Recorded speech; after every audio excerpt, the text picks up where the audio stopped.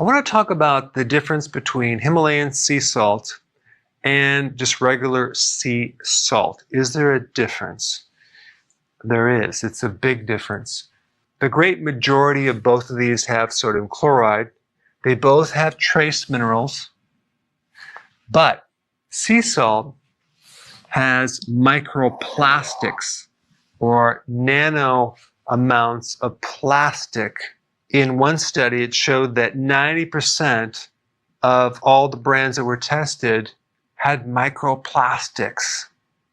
However, in Himalayan sea salt, zero plastics. Why? Because of the deposits that make up the Himalayan salt comes from an ancient sea before humans, before the pollution.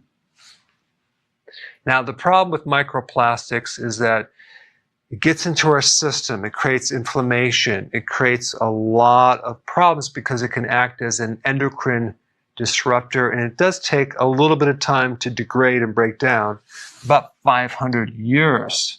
So what you need to do is limit your exposure to it.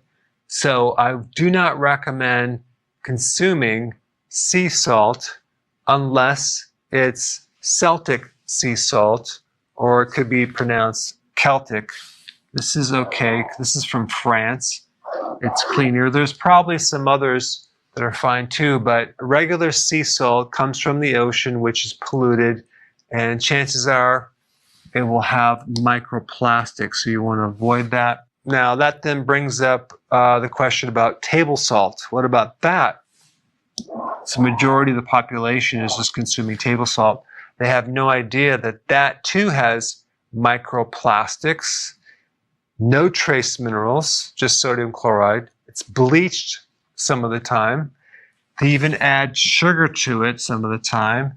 And sometimes they add an anti-caking agent, aluminum, which is toxic to your brain.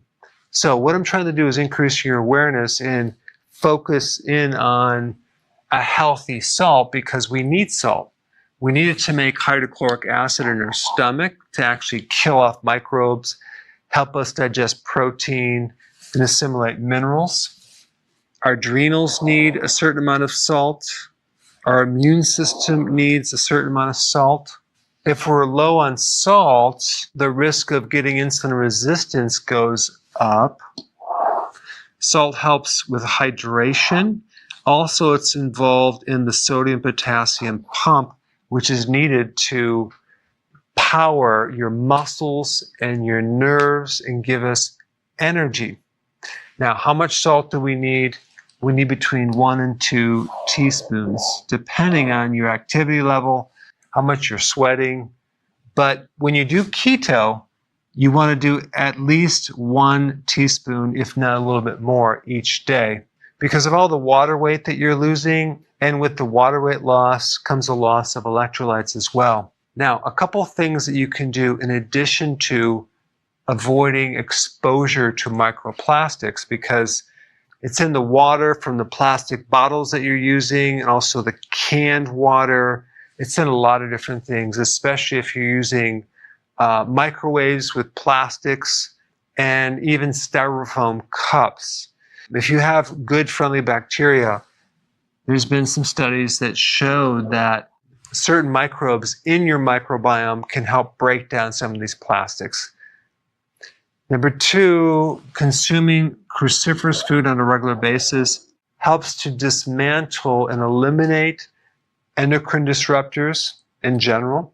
And also, consuming enough omega-3 has a tendency to keep your inflammation down, because one of the problems with microplastics is inflammation. And so if you counter that with taking things that keep your inflammation low, you can minimize the damage to some degree. But definitely don't consume just regular sea salt.